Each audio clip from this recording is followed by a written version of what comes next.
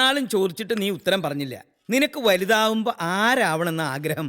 Engineer, police inspector, doctor, പിന്നെ എന്താ ആഗ്രഹം? എനിക്കൊന്നും ആവണ്ട അച്ഛാ. എനിക്കിവിടെ ഉണ്ടും ഉറങ്ങിയും കളിച്ചും ചിരിച്ചും അങ്ങനെ മേഞ്ഞാ മതി.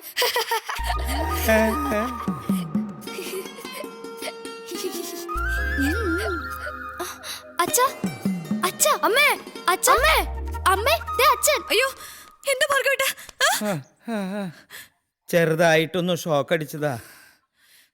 അച്ഛന് ഷോക്ക് അടിച്ചതാ. ഇതെന്താ പതിവില്ലാതെ പാലൊക്കെ?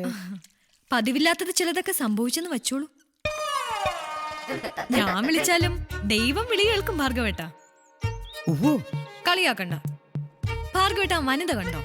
ആ കുട്ടിയുടെ അസുഖം മാറിയതല്ലേ, പിന്നെ വന്നോ? ആ വനിതയല്ല, വനിതാ മാഗസിൻ. ഓ, അതില് ഒരു ഹോമിയോ ഡോക്ടറെ കുറിച്ചുള്ള ഒരു ഫീച്ചർ ഉണ്ടായിരുന്നു. ഭാർഗവേട്ടന്റെ അതേ പ്രായം, അതേ റാങ്ക്. നാഡീ സംബന്ധമായ അസുഖങ്ങളിൽ ഭാർഗവേട്ടനുള്ള അതേ കൈപുണ്യവും ജ്ഞാനവും തന്നെയാ അദ്ദേഹത്തിന്റെ യോഗ്യതയും. ആളിപ്പോ ചില്ലറക്കാരനൊന്നുമല്ല. കോഴിക്കോട് 4 നിലയുള്ള ഹോസ്പിറ്റല്, തിരുവനന്തപുരത്ത് വേറെയും, ചെന്നൈയിലും കൽക്കട്ടയിലും ബാംഗ്ലൂരിലും ക്ലിനിക്കുകൾ. ബെൻസ് കാറിലാണ് പോലും പുള്ളി ഇപ്പൊ സഞ്ചരിക്കുന്നത്.